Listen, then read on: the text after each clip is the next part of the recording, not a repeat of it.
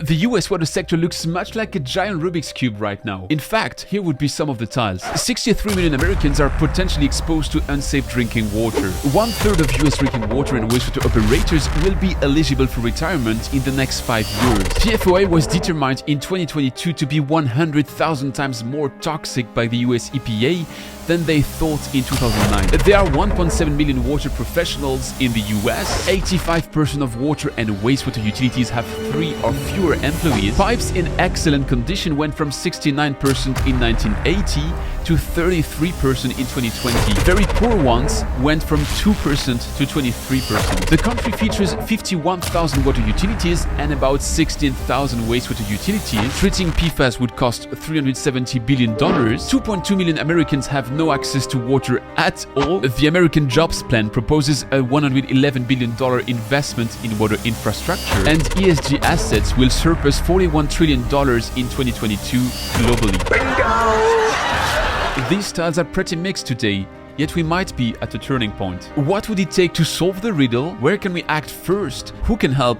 And how? For this video series, I've left my cushy studio to meet with 20 experts in New York. Welcome to New York! Academics, politicians, water industry CEOs, investors, best-selling authors, influencers, NGO leaders, and more, with a simple aim: getting the essence of the American water challenges and gathering the best solutions in order to solve this Rubik's Cube. The series starts today and it will be in 5 parts. So if you haven't done it yet, consider subscribing to this channel if you want to make sure you don't miss one critical leg of the journey. For today, let's answer this question. What's to rethink in water? Would you accept everything as an answer? Probably not. I would even bet you would be surprised to discover how much there is to rethink in water, especially in the US, or even that there is something to rethink at all. We have people who don't have access to clean water. We have people who don't have access to the ability to discharge wastewater. So these are the most publicized problems associated with water. Per the United Nations count, and as of 2021, that's 2.2 billion people without clean water worldwide, and 44% of the wastewater that gets discharged untreated. But that's not the end of it. From a sustainability perspective, people start talking to you about scarcity and places where people are no longer able to grow crops. All of these challenges are vivid and daunting, yet they suffer from a fatal disease. They get easily filtered out by our brains. Big numbers that are hard to grasp. I understand nothing. Challenges in places far away. Well, really far away? We had a few years ago Cape Town and Rio as day zero, so they got a lot of publicity. But it's not that easy for people to connect to these issues in their own life because they seem remote. Water issues also mean floods. Water issues also mean that we will have droughts in a place that is normally well stocked with water. Why don't you explain this to me like I'm 5? It's happening much closer than you think and in many more shapes than you'd expect. Jakarta, with a lot of pumping, is now going to be replaced by a new city because it sank. Oh, that's interesting. It's Jakarta. It's not happening here. Well, it is happening in California. It is happening in Houston. It's happening in various places. We just don't realize that sometimes. We've taken it for granted. We've done a lot of damage, both in terms of supply and water quality, but we also have neglected to bring people into the equation. Yet the water crisis has a bigger sibling that's been relatively successful in bringing people into the equation: climate change. Could you look me in the eyes and tell me you've never heard of zero carbon or climate change?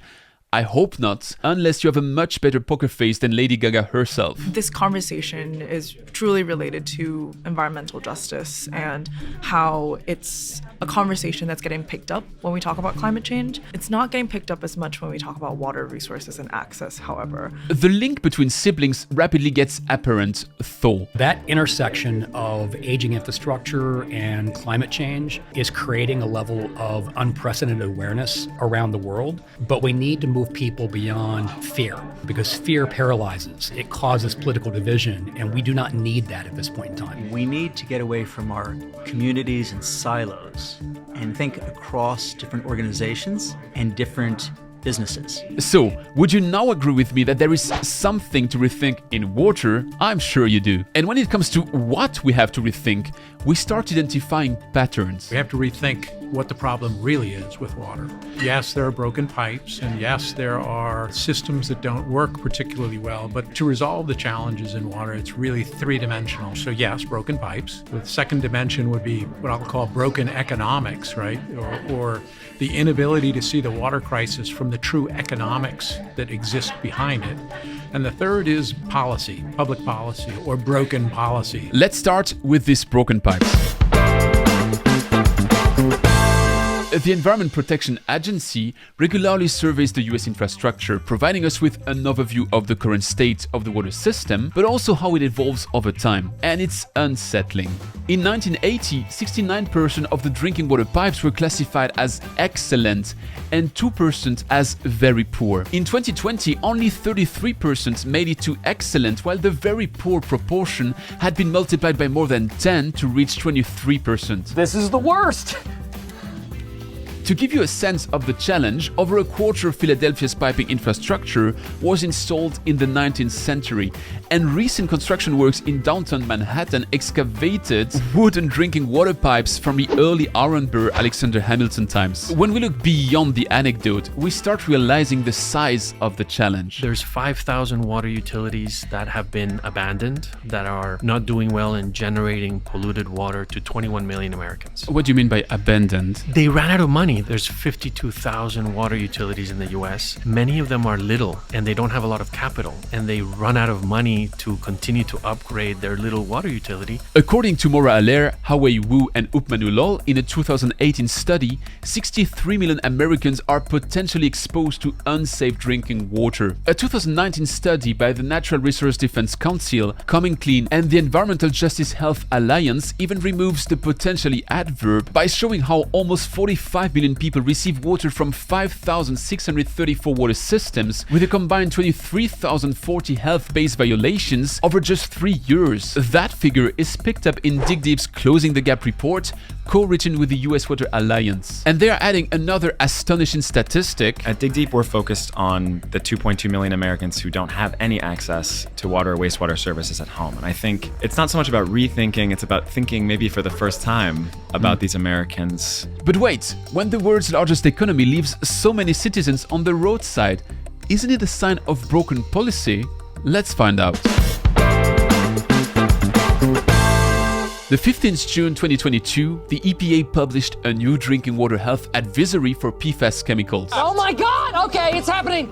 Everybody stay calm. What's the Everybody procedure, everyone? What's the procedure? Stay calm! Wait. Everybody calm down! That publication was intentional on many levels, notably introducing advisory levels for Genix and PFBS and lowering the threshold for PFOS and PFOA. Let's focus on these last chemicals to sense the magnitude of that change. Compared to 2016, the EPA now determined PFOA to be 17,000 times more toxic, and compared to 2009, we talk of 100,000 times more toxicity. You think it was just this year that we discovered PFAS was a problem? We've known PFAS is a problem for a while now, and yet we just let it go and let it go and let it go. And that's the model we have used, is that things are unregulated or so lightly regulated that they're functionally unregulated. Back in the bad old days with DuPont and 3M, EPA knew the results of a lot of the studies that were being done and did not act, but we have to play catch up. We have to do everything faster now than we would have had we addressed these issues sooner. If we zoom out from the PFAS topic,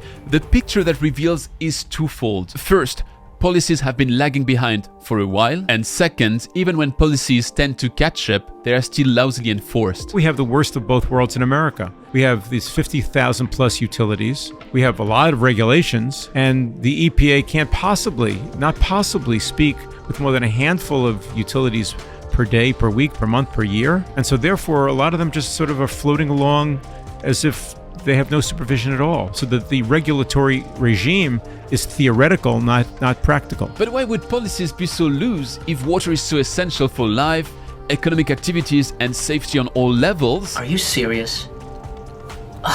Well, simply because water is undervalued on all levels. We'll come back to that. So if any kind of leader starts focusing money or efforts on water, it will inevitably be questioned for all the wrong reasons. I've had many mayors and many world leaders tell me that they're not aware of any politician in the history of mankind that ever got elected with votes for spending money on water. Yet, many studies show that investing in water be it in drinking water infrastructure when that's not existing, in water risk prevention, or in the reconnection of people with water streams, is always profitable, and sometimes even highly profitable. So why this disconnect? Probably because of broken economics.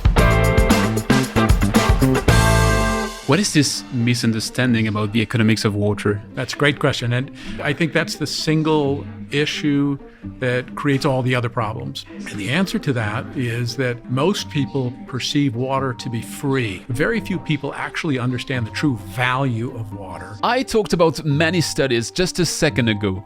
Let's just quote some here. The University of Michigan demonstrated how each dollar invested in river restoration in cities like Buffalo or Detroit yielded a $4 windfall for the overall economy. The OECD demonstrated how there's a 7-to-1 benefit to cost ratio when it comes to rolling out water and wastewater infrastructures worldwide. And Dig Deep showed how you get a $5 economic return for $1 invested in access to toilets and taps for US families. And that's just a short selection. So, assuming most of the people in charge are much more clever than I am, what is it that they can't see in such straightforward economic benefits? The reason that has continued is because we have a wrong pockets problem, what economists would call this wrong pockets problem. You know, the societal benefits don't accrue to the same folks that would necessarily make the investment to solve the problem. Let me give you an example. A community suffers from health diseases because of tap water of doubtful quality. Nothing outrageous, but still cases of diarrhea and similar symptoms. It will impact businesses around because their workers will call in sick.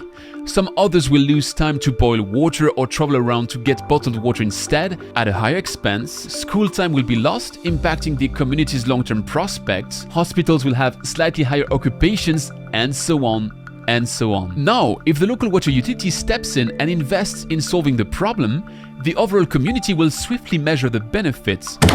Thank you! But the utility itself won't get any additional cent for that. Benefits will land in the wrong pocket. There's actually a simple symptom that underlines the entire difficulty around the economics of water. We are not charged the right amount of money for water. That's to say, we're not charged enough. Indeed, utilities could overcome the wrong pocket symptom if they were allowed to charge an appropriate amount for water and at least a full cost recovery. But wait, why should they charge more for something that is freely available almost everywhere on Earth? Good question. Maybe because we've done our semantics wrong all that time. Water companies don't charge for water. They charge for its collection, treatment, management, and distribution. And unlike water, that doesn't come for free. Now, that's not the only paradox we face. The average cost for bottled water is about $5 a gallon. The average cost to produce tap water through American infrastructure is slightly less than 1 penny per gallon. So it's a massive difference. And yet people complain about the price that they have to pay for water, yet they'll buy bottled water. At today's pace, and by 2034, the world will spend more on bottled water than it does on utility water. $598 billion a year to be spent on Evian, Aquafina or Dasani. That's more than the GDP of a country like Belgium. In countries like Mexico, the inflection point where bottled water investment takes over is already crossed, while the USA is close to it. Almost there. Indeed, the United States is the largest market globally for packaged water, an overwhelming majority of it being for discretionary consumption. I think we need to rethink the value of water. Societal value, economic value, all of that. For all these reasons and more, it has been difficult to convey that water could be a profitable field. Yet, if we all agree that large conglomerates don't think twice about making a profit from bottled water, we shouldn't shy away from doing so in all infrastructure, water and wastewater. The reason why that matters the most is that it opens new avenues. I think we need to kind of take a little step back and say, what is it that we're trying to achieve and how can we do that with private capital? I think the private sector, when you rethink it, is really where you're going to get the most change, because the private sector is driven by economics, is driven by market dynamics, and not driven by a political agenda. That's where things get done. Fixing broken economics by leveraging new approaches, that sounds like a good prospect, unless we get dragged into a last major threat, conservatism.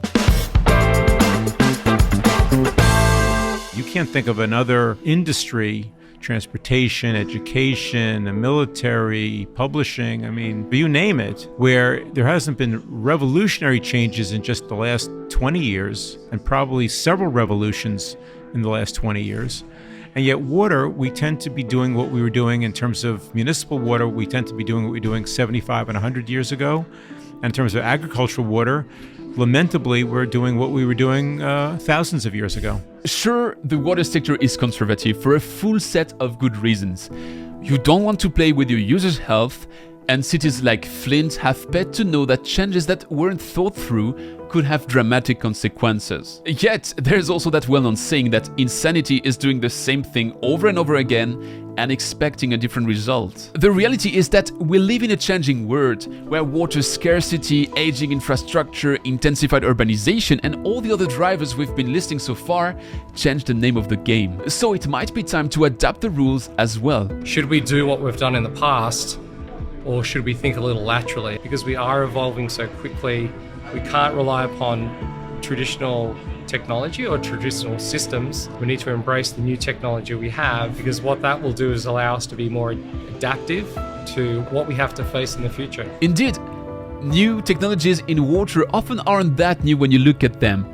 Crossing the chasm in this sector rather takes decades than the Mount Silicon Valley moguls have accustomed us to. And that inertia can act as a significant inhibitor for the striving of a specific segment of water actors, water entrepreneurs. The one thing that we can rethink is to cultivate more entrepreneurship within water and wastewater. We need more entrepreneurs, we need more people starting companies, and it has to be less scary to do that. For water entrepreneurs, going all in on the technology they develop and believe in can indeed be quite scary. What if, despite proof of concept, it suffers from death by piloting? Wouldn't they be better off in adjacent segments like energy or agriculture? Worse, entrepreneurs aren't the only resource that tends to run scarce in our conservative sector. How we can begin to attract young folks to begin to look at water and rethink water, but also have careers in water as well. Our most prized natural resources are our young people, from Mississippi to Beijing, from France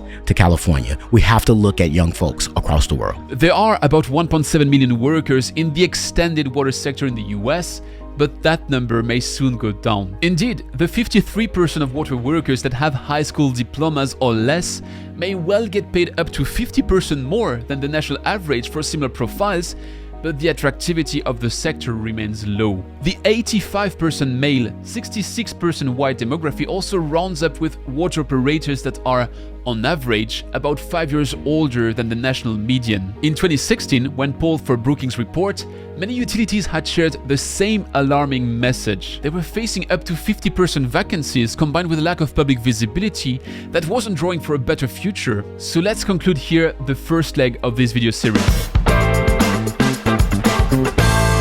As we've seen, there's a lot to rethink in water, and it might be scary. Yet, identifying the challenges is also the first step towards solving them. As an academic institution, we want to bring the collection of those problems together, think about what are the ways by which we can solve them, and solution here means something that is technical, something that is financial, and then how is it going to be implemented and stay fixed? Not that, somebody flies in, has a flashy thing, and then a couple of years later, there's nothing to show. It's an academic field in that sense, because what we are studying is the diagnosis of the problems all the way through to sustainable solutions. Stay tuned. In the next chapter, we'll explore solutions, starting with a way to fix water's broken economics. Let me spit that out. Water is a profitable investment field. Private money can do great things, and when rightfully oriented, it's a sure win-win. And yes, I know, affirming that from downtown Manhattan can awaken ghosts from a time when all of the above was proven wrong. New York has long been infamous for being a city that had everything but water. From its early Dutch times to its British history, all the way to its first 60 years of American independence, Big Apple didn't have any reliable source to draw its water from. And while Philadelphia would strive as a result of a collective effort to bring pure and wholesome water into everyone's home, New York fell victim to some high elite's greed, biased policy, and misuse of capital. That would hamper the city's effort to get water, indirectly cost millions in devastating fires, and significantly impact its population several times through water-based epidemics. I've already shortly mentioned the culprits in the previous chapter: Aaron Burr, Alexander Hamilton, and a bunch of their acquaintances. In the Electric City! Just before the turn of the 19th century, they created the Manhattan Company, a group with broad rights and few obligations. And I never got caught neither. Under the false nose of supplying the city with pure and wholesome water, it leveraged a surplus capital clause which indeed allowed it to become a bank. Over the decades of its water business, the Manhattan Company barely crossed financial break-even, which was already a significant accomplishment as they had no real durable access to a water source. Making money selling water without water? That was possible with a simple trick, not investing in a water network either. Who needs that? The rest is banking history, and it was proven to be incredibly profitable. Bottom line, it's only when New York decided to make the water topic a public one again that it finally got its first safe water deliveries from the Croton watershed. As that proof that nothing profitable can result from the involvement of private capital in water, thankfully, not at all. Had the Manhattan Company not been created by senators, general attorneys, and future vice presidents, it would probably not have been able to distort policies thus far. Sorry, not sorry. The real lesson to remember here is that water economics and water policies are a powerful duo that has to work hand in hand. The analogy or the metaphor would be a race car. If you're trying to develop the fastest race car, you want to put an engine in it that is of immense horsepower. That's American industry, that's the private sector. The government's role is the steering wheel, the tires, and that which sits around it. So how do you develop that immense horsepower? Actually, it starts with finding the right blend. Something we'll cover in just a minute after I remind you that if you like what you see today, you should probably consider subscribing to this channel. Indeed, this video is the second chapter of a 5-step journey. You probably don't want to miss out on the next steps. Or do you? I think not!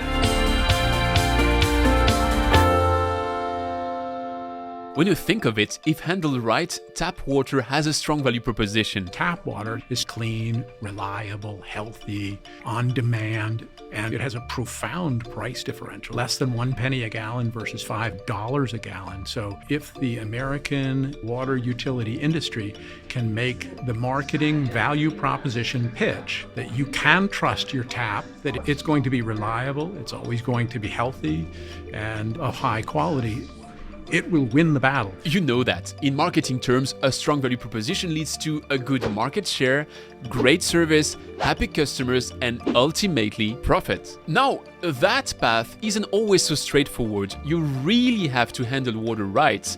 And to do so, you need to rightfully invest twice. First, by laying down the appropriated infrastructure. In most US cases, this was done a while ago, yet appropriately revamping that said infrastructure is equally important. And when infrastructure doesn't exist yet, other approaches might be more effective, but that's a story I'll keep for later. The problem is that this means a lot of money to sink in upfront, especially when you're a relatively small community. The trap, though, is that underinvesting ultimately results in even higher costs, so counterintuitively, no one should be rich enough to go cheap. Indeed, that's the second investment, allocating reasonable operating costs to run your system over time efficiently. What's the secret? Well, it's a compound of maintenance effort and infrastructure management. As a result, the key to success in that endeavor is a matter of scale. It would be best if you had deep pockets up front and the soundest know-how all the way after that. Two characteristics that appeal to the private sector. Private money's involvement in water isn't all new in the US. If by the volume 88% of the population is served by public systems, when it comes to number of actual systems, about 22,000 or about 44% are privately owned. Indeed, a good portion of these private water utilities are on the smaller end or even operated as a side business of a different industry. And for long, it had consequences. The water infrastructure crisis, it's not looming, it's already here. Over and over again, I've seen lead in the drinking water serving daycares. I've seen receiving water bodies that are biologically dead. I've seen places with intermittent water service or water service that they can't even use their laundry because there's so much iron manganese in the system, right? So all of that is happening right now. After being exposed to that multiple times, I realized there's got to be a private solution to this very public problem. This private sector's involvement would take the shape of Central States Water Resources, a company company Josiah Fox created in 2014. Last year, there were 208 M&A water utility transactions. We were 80 of those. We're really focused on rolling up these small systems, and the states we're in, we've gone to states with the highest amount of fragmentation, the most amount of small systems, and the highest amount of regulatory noncompliance. So we're trying to solve a problem that obviously exists in every state we're in. Interestingly, CSWR has been regularly topping the M&A leaderboard in the number of deals in the year, but never in the number of connections or customers. There's a simple reason. The company focuses on small, distressed, non-compliant plants. That's actually where the flip is the most effective. It enables a consolidator to unlock a scale effect among a scattered cluster of systems, and spoiler alerts, we'll see in the next chapter how that approach may do well in the long run. And as it takes a losing situation, bad water in the wrong hands, to turn it into a win-win, good water at a profit, it sounds like a no-brainer positive move. I see this as an absolute win. So for the 15% already private utilities, there's a clear success path in realizing Seth Siegel's recommendation, consolidating them into distributed giants powered by private money. But what about the other 85%? Because, as we know, in the US, 85% of the industry is publicly held utility companies. The US EPA estimates that they will need to invest $470 billion in the next 20 years to keep the water quality afloat. And it might be more. The US probably needs $1 trillion of infrastructure and water. Needless to say, public investment programs don't match these numbers. No shit, Sherlock. In 2021, the Biden-Harris administration announced the unlocking of $111 billion. That was historic, unprecedented, yet far from being enough. That can't be done by governments alone. And with the advent of infrastructure funds, with the focus now in the investment community on water, I think it's a nice convergence of capital, technology, and need will really accelerate the growth of the industry, the focus on the sector. Succeeding in that endeavor may require breaking a taboo in the US. Around the world, we find that it is more market-driven, and we are okay with private ownership of water utilities. UK, Manila, just go around the world. US, I think we're somewhat afraid to attack that issue. A way forward will be about finding the right blend of private and public capital.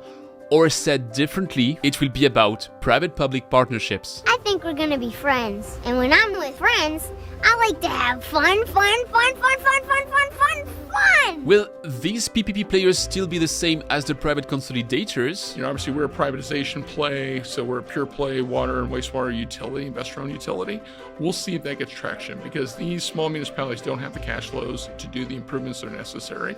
So can there be a rapprochement, engagement with the private sector, whether the municipality still owns the assets? That's yet to be determined. I'm just a mailman here, but if CSWR was to enter this new extension of the game, it would get backing from its current investor. We're investing primarily in the private piece of that, but we think that private capital has a role to play across the industry. I'm glad you came along, partner. But aside from private consolidators, that new approach will also require the involvement of new players. We are big believers and proponents of that public-private partnership because it's more than just the financial capital.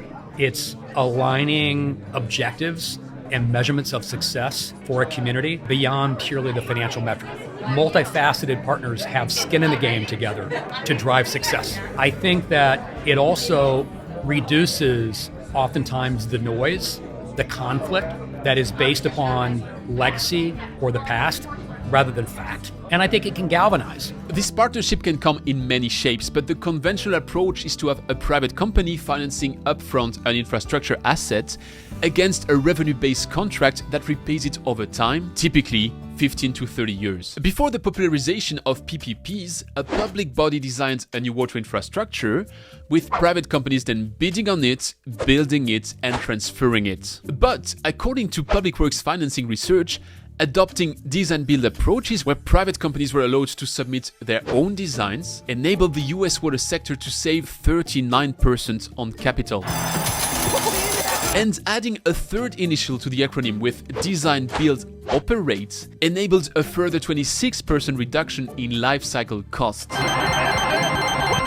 Hence, when a public body enters in a private-public partnership, it unlocks the benefits of this private sector's involvement minus the profits the private company is planning over the contract. This is why even the United Nations have been promoting the PPP approach, assuming it would follow some best practices such as the fair sharing of risks and rewards, aka neither extreme risk transfer nor extreme profit. What you have to begin to do is look at some of these vehicles, the federal funding vehicles, but look at private equity as a source as well to get consistent rates, get rates that's probably going to be consistent and level out versus the increased regressive rates that you're going to see to fix an old aging system. Another perk of the PPP approach is that a municipality avoids cashing out upfront, which alleviates the burden on mayors. Politicians are doing an amazing job, but politicians are similar to CEOs. They're only appointed for a short period of time. So with that in mind, do they make the investment appropriately to get the return, particularly if it's in a pipe that no one can see? I think something around that has to change. Around fines and persecutions,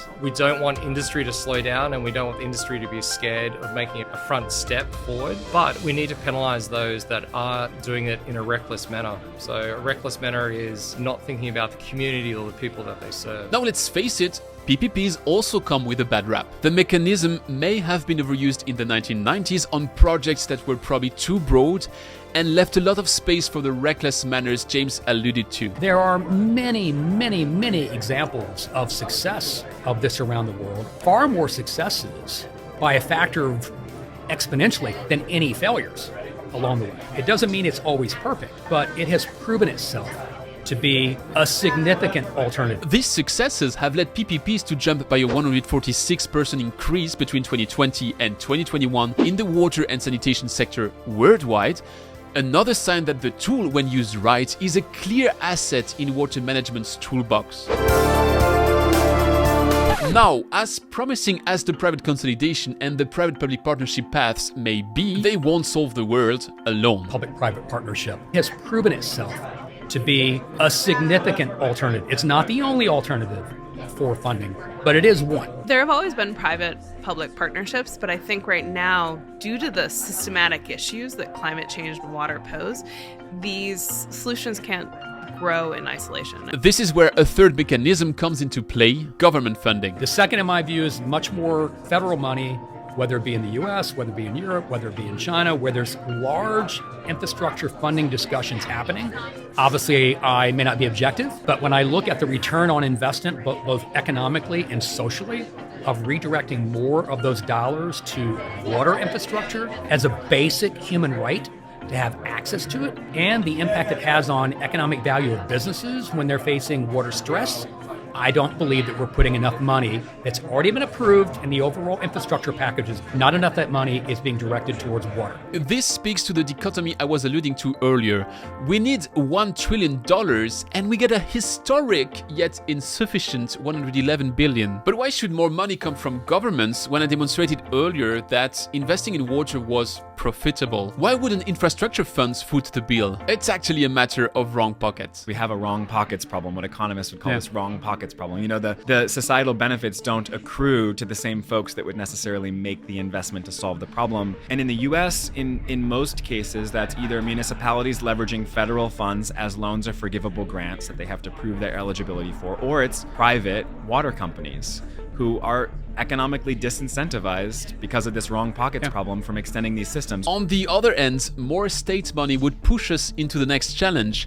Federal infrastructure or inflation regulation plans naturally call for large projects when the appropriate scale might be different. How are we going to efficiently and equitably deploy these funds? And no doubt big infrastructure is important, but as I've seen being in the weeds for the past 6 years doing grassroots water projects in Flint, Michigan, Navajo Nation, Tanzania, you really got to get on the ground and understand the local context. In short, we will need more federal funding as that's the level where the windfalls will be collected, but we then also need the entire value chain to transfer as much power as possible from the engine to the wheels. It's going to take a coordinated response. It's going to take federal investment, understanding that when we do make that investment, it's going to achieve an incredible economic return for us. But it is the biggest investment in history, And I think we would all do well to keep our eyes on the way that investment is getting pushed out the door. That way, we will avoid the famous pitfall Reinhard Hübner expressed on my podcast microphone. Too much stupid money is chasing too little good targets. You're gonna have to dig it up a lot better than that. But before we wrap up this chapter, we have to address one more pocket of money. We've seen how private money can do well in consolidating private assets, how private money, technology, and know-how can join forces with public bodies to build successful partnerships, and how eventually we'll need more federal investment. Yet, there's a fast track to efficiency that can put the rollout of these solutions on steroids: philanthropic capital. Philanthropy has that incredible feature. It is meant to be lost. Yet I'd bet donors wouldn't complain if that money were to achieve a maximized impact. And that's where players like Merton Capital Partners play a new role. We're basically creating deals where philanthropy can be invested with later stage private companies that can take in a lot of capital that is inexpensive capital and that allows them to do things with much greater impact. The keyword here is blend. A fraction of sunk philanthropic capital in the broader blend of for-profit private money and public funds can make a deal profitable, hence getting all the parties to agree on it. Two water areas Merton has been looking into so far are first, the 5,000 abandoned water utilities that ran out of money and contributed to the 44 million Americans that got exposed to Safe Drinking Water Act violations, and second, the coastal wastewater treatment plants, or rather, the absence of it. With 300 or 400 million of philanthropy, you can probably increase the wastewater capacity in South Florida to bring back the reefs and have an explosion of seagrass that is incredible. For that to happen, there's a last hurdle to overcome. It's tough to find philanthropists who want to give to water infrastructure because they don't know about the problems. And they always see that, well, that's a government issue. So this time, it boils down to spreading the right messages and educating the general public about the water challenges. Something we'll cover in chapter 4. Thank you! For now, you shall go on and watch this video to find out how to establish the right level and scale to tackle our broken pipes problem, now that we hopefully covered how we will solve water's broken economics. Fact: the single largest contributors to life expectancy increase over time, centralized sewer. From Homo sapiens all the way to the 19th century dandies in London, everybody was aware that drinking good water meant you survived and hence knew about the importance of access to clean water. But on the other hand, the importance of proper sanitation in human health was totally ignored. This is why most of our modern cities used to be swamps in the beginning, and why everybody found absolutely logical to dispose of their droppings on the streets. And as a consequence, humankind learned the hard way how important wastewater collection and treatment is, as this had obviously serious impacts on public health along with the environment. But while numerous epidemics ravaged Europe through the Middle Age and until the 19th century, humans still tended to have short memories and easily forgot that inappropriate sanitation wasn't helping at all. No, I don't know why, but there's something wrong with it. It stinks. They also forgot that a centralized sewer used to be a thing as far as in the Babylonian ages in the Mesopotamian Empire, so around 3,500 years before Christus. And indeed, when the centralized sewer made its comeback at the turn of the 19th century, Josiah Cox was proven right. The adoption of wastewater collection was single-handedly responsible for 4 years of additional life expectancy. So why would anyone in his right mind even question the pertinence of centralized sewers? Well, for one simple reason: they're very expensive. Once you look at the existing systems, around 70 to 75% of the cost is actually in the pipes and pumps, not in the treatment and not in the storage. So you look at that and say, well, these pipes are failing and they cost $500,000 a mile to replace. But shall we really consider the costs for something deeply linked to people's well-being? Theoretically, no, unless we have a better alternative. One thing that is different than in the beginning of the 20th century is that we have a lot of digital information that we can gather using sensors and actually even control our infrastructure systems remotely. You don't really need 10 chemists at 10 treatment plants and 10 pump operators at 10 pumps to do this. We can do all this remotely. In other words, we can drop a tremendous portion of the 75% of costs linked to pumping water around long networks while operating similar treatment steps, just at a smaller scale. Small is the point. Small is all I need. Now, if we're honest, we haven't really invented that concept in the water sector. We've rather been looking at the shoulder of our bigger brother, the energy world. With the advent of technology and deregulation, you ended up with microgrids but then turned into distributed energy. The same concept applied to water translates into a decentralized infrastructure close to people's homes and industrial processes, but centrally connected thanks to the digital revolution. And the name for it is straightforward: distributed water. I like it simple. Clear. $7.8 billion will be invested in distributed water and wastewater systems in 2023 in North America. That's a sizable number, even though arguably lower than the $111 billion water infrastructure package we discussed in the previous chapter. The difference reduces when you consider that those $111 billion will be spent over 5 years, hence reducing to $22 billion a year. That's good money. It further reduces when you compound the implementation speed. While large infrastructure projects are rolled out in years, the agility of the distributed approach allows for reducing that time to impact to months. Move! Faster! Faster, guys! Something else reveals when you further split down these $7.8 billion, which are growing at a compound annual growth rate of 6%. There's a faster growing subsegment, the point of use application, aka all the shades of filters you'd install under your kitchen sink. That specific subsegment grows double-digit every year and is expected to nearly triple between today and 2030. In other words, investment in distributed treatments grows twice faster than investment in central infrastructure, and the specific point of view subsegment grows 3 times faster. There's a simple way to tell those filters are the new cool kid on the block. 5 years ago, if you went to Amazon and you wanted to buy a reverse osmosis filtration system for your kitchen, you were looking at spending $500 for the unit, and you would buy filters separate. It would reject 2/3 of the water you put into it as waste. Relatively low pressure system, not that great. Today, if you go to Amazon, there will be more vendors than you saw 5 years ago. And for between $100 to $200, you'll get a system exactly like that with 1 year of filters included. And for $500, you get something which rejects less than 25% of the water coming into it and actually performs a lot better than any of the other systems and has all kinds of sensors and stuff like that telling you what you're actually consuming. Now, point of use treatments also propose an ambivalent picture of the future. Yes, they unlock a world of water fit for purpose, where your kitchen tap gets to the highest level of drinking water, even knocking off PFAS and the like as a welcome side effect, and your toilet flush now can happily be done with lower quality water. But that's also a double-sided sword. If the water infrastructure doesn't need to deliver drinking standards to every tap, investments may further decline, when we just saw in the previous chapter that the opposite must happen. Whoops.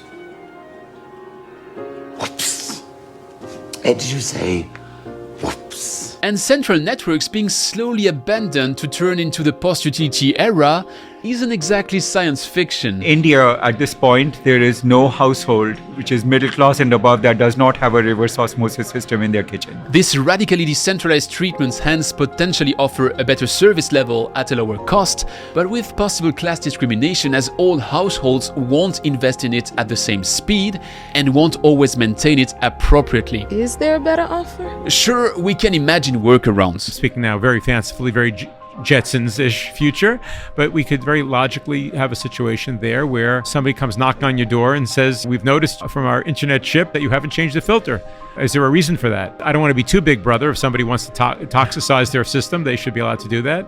But I think that there are solutions that we could have without being too fanciful or too crazy. Yet, a maybe better alternative would be to distribute the systems in a slightly less radical manner. The wastewater that I'm generating, that could be treated and reused also. Maybe not just at my house scale, but maybe in my neighborhood scale. And if that is possible, I'm really shooting for a much higher quality of service and safety for myself. We are talking here of systems to be located in a collective building's basement, and if you allow me that shameless plug, you may want to listen to my conversation with Aaron Tartakovsky from Epic Cleantech by Season 4, Episode 3 of my podcast to learn more about that approach. Shame. An alternative, yet close approach would be to aim for the size of the condominiums we see in other parts of the world. It may sound weird in the American context, yet what's a condominium if not a newly built suburban housing estate? So, in a nutshell, please, tell us what you prepared. Distributed water and wastewater already receive a third of the infrastructure investment today, and they grow twice faster than conventional central alternatives. As they skip a sizable portion of the network rollout or revamping, they arguably offer a considerably better value for money, and technically, The best size may be up to each point of use, yet if we compound in sociology, a better approach may be the small collective layer. I feel like we're really making a huge step forward here in our quest to rethink water, but let's make sure we don't miss the elephant in the room. If your only focus is municipal, you're missing the largest piece from a volume standpoint. Indeed, municipal water in the US represented 13% of the water use in 2015, while agricultural uses accounted for 37% and industrial ones for the remaining 50%. That's a lot. We can further split down this 50% by taking out the large chunk of water used in thermoelectrical power generation, like the toilet flush in our households.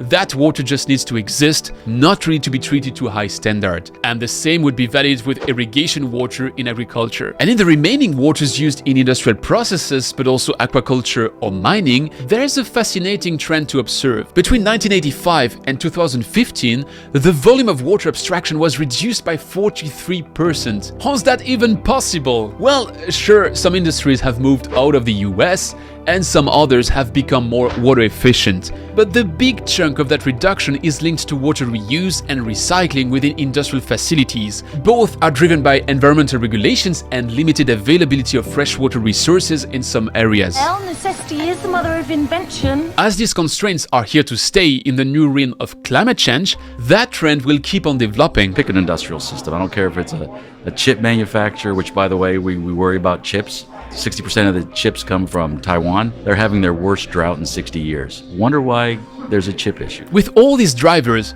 water scarcity, environmental regulations, industrial resilience, water reuse and short-loop treatments have a lot of wind in their sails. Sweetheart, we're taking off.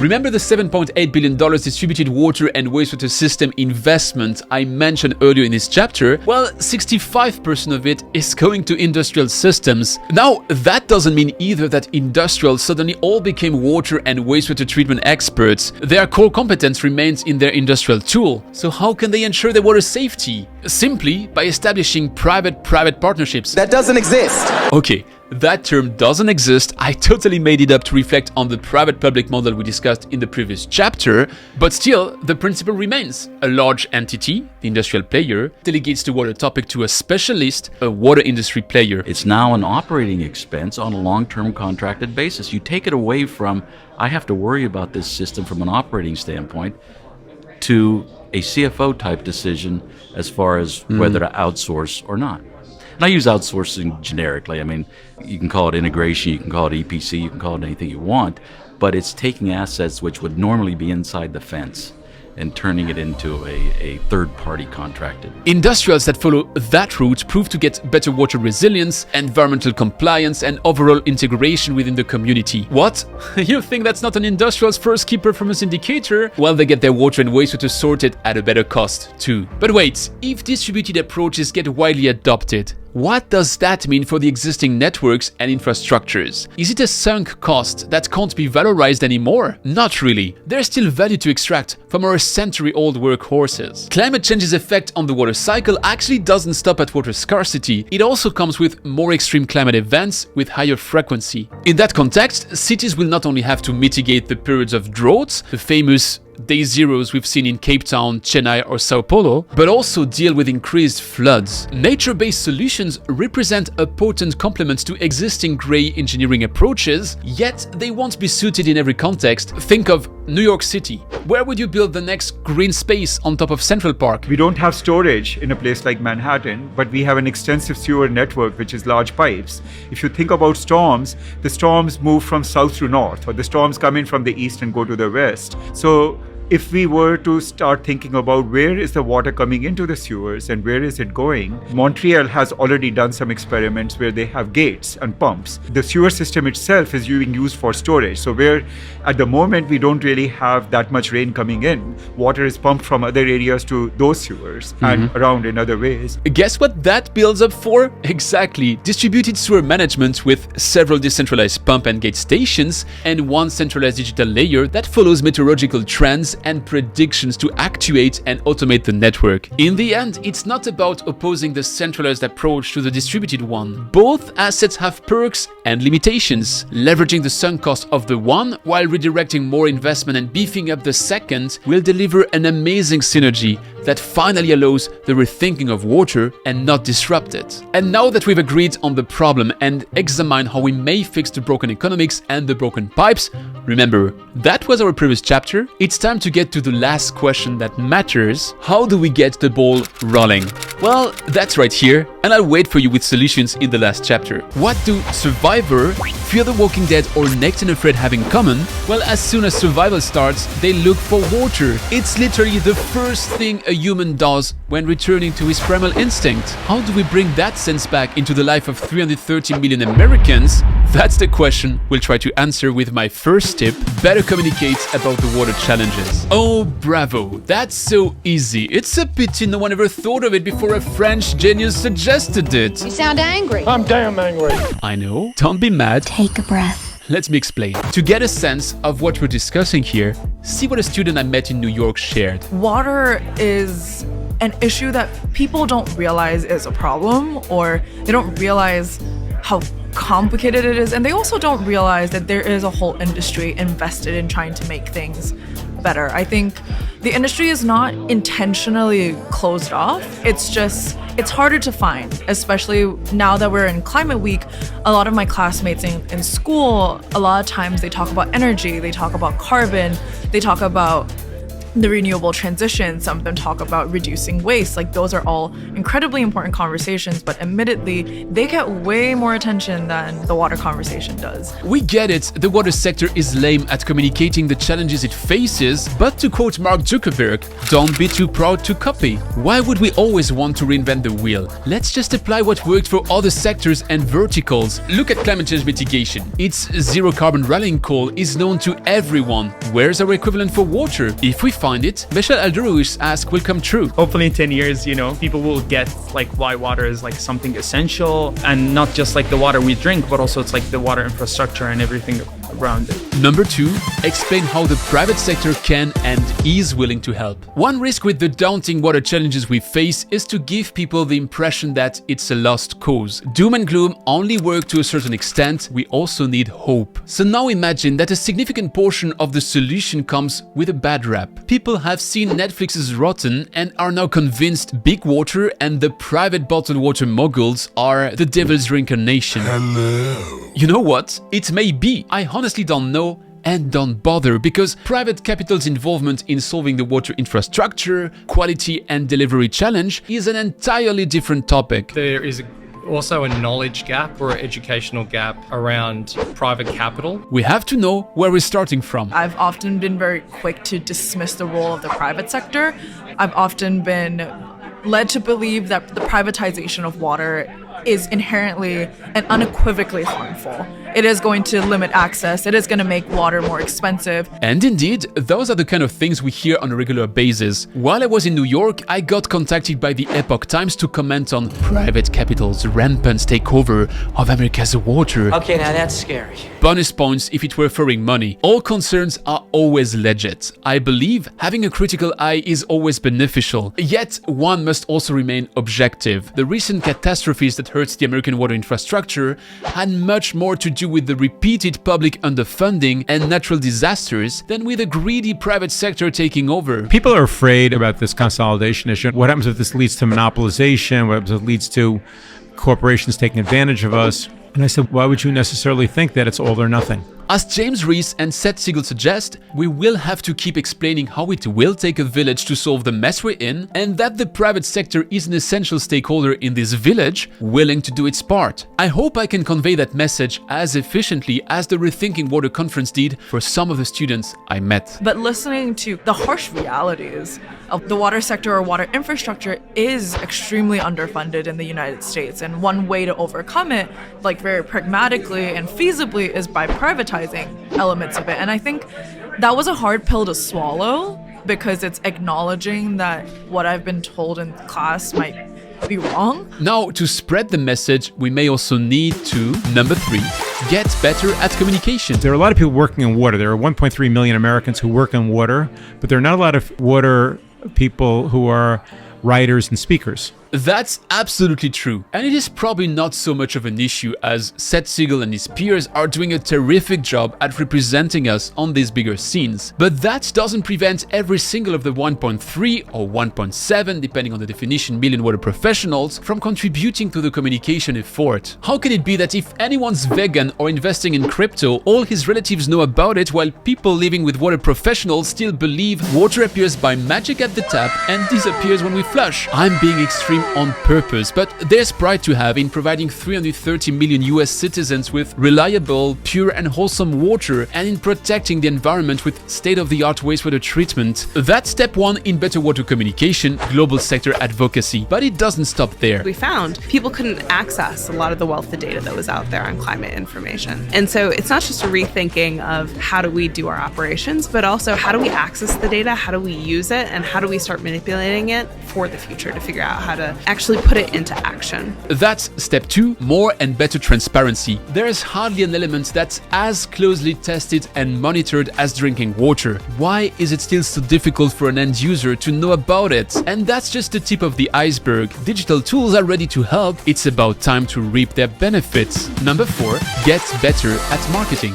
Yet another communication topic? Not at all. What's marketing? Is it a billboard? Is it a press release? No, it's actually understanding a value proposition, right? There is a value proposition to fairly well anything that is sold, right? And so there is a value proposition for water that the incumbent, which is to say the water industry, needs to address. Like, what is the value of water? That sounds so trivial when Tom Rooney explains it, but it is the critical hurdle we have to overcome as a sector to finally unlock the $1 trillion we discussed in the second chapter. Why would anyone in his right mind invest such an amount in water without expecting at least a minimal return on investment? Water is a profitable investment space, and we must repeatedly outline its value proposition so that anyone gets convinced that first, it's true, and second, that it's excellent news. That's positive thinking. We've seen in the first chapter how there's a 5-to-1 expected return on investment for water projects in the US, given we solve our wrong pocket symptom.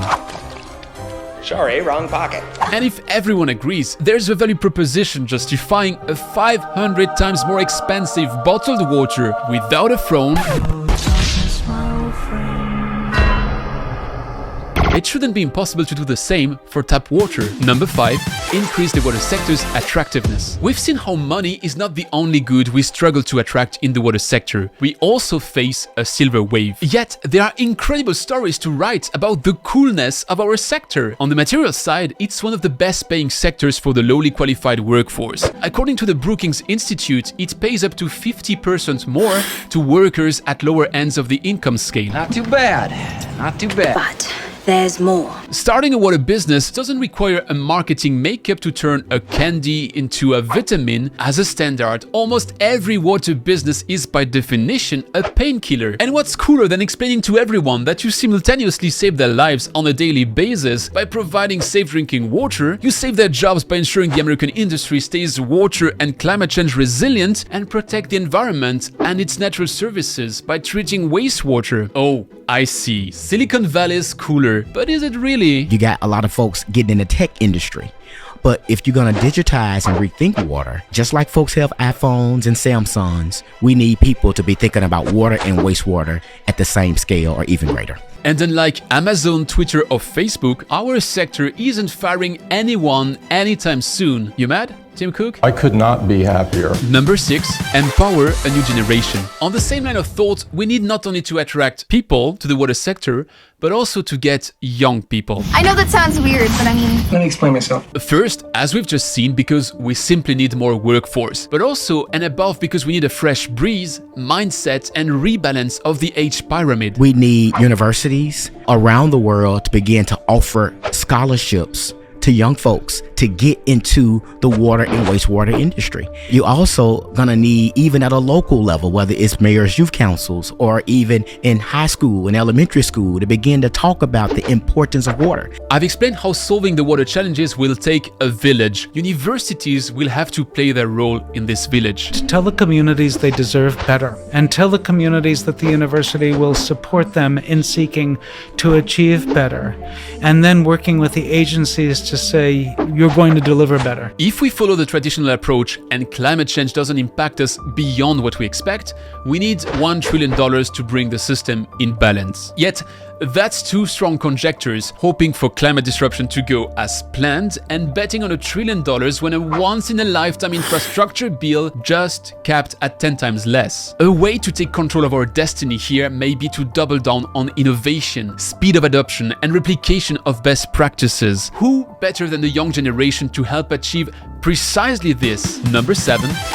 Copy what works. I just mentioned this replication of best practices, and I already quoted Mark Zuckerberg's famous unofficial Facebook motto, "Don't be too proud to copy." Well, really, we shouldn't bother reinventing the wheel when it already exists in our cousin or adjacent sectors. The water sector, if you compare it to the energy sector, it lags by 7 years. To paraphrase this one, is basically it will take the water sector today 7 years, assuming the energy utilities stop their digitization as they are now, it will take it 7 years to catch up with it. And it's on us to take this as good news. Are they 7 years ahead? Awesome! That means we already have a 7 years plan. Is decentralized water and wastewater treatment a good idea? Well, if energy's microgrid is, that's a clear hint. Is circular water management going to hold water? Well, if the entire world switches to reinforce circularity, why would it be any different for us? And so on and so on. That also means we shouldn't behave as a silo. Many of the most brilliant minds I got to meet on my podcast have built awesome things in water,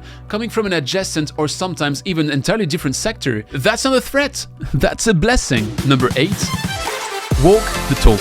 I know it's annoying to hear me preaching what shall be done. Self-awareness could be helpful for you. It's so easy, right? This is why walking the talk is so important. Sure, the water sector by itself doesn't consume so much water, but still. We are a business, so what I'm saying others should be doing, we're doing ourselves in terms of our own sustainability commitments and goals. We're all getting familiar with the concept of a footprint, be it carbon or water. What Patrick Decker suggests here is that we shall take care of our handprint. Not that it significantly changes the balance, but because it sends a message. What we suggest others to do, we first apply it to ourselves. Sounds like a good idea to me.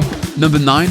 Strive to influence. For all of this to be successful, we need to get the word out. I already mentioned how each water professional shall make it his mission to explain to everyone he's coming across what needs to be said about water. But we also need to invest in the next stage. We need advocates, people like me, people like you, venture capital, even government. We heard from the EPA in FEMA today saying, yeah, we need people coming out of university. We need new talent with new ideas to help solve this. I'm not saying we need a Kim Kardashian of water. I'm not even sure that would help much. But we need to empower water professionals to go past the Dunning-Kruger syndrome and share their knowledge. Tell us about it.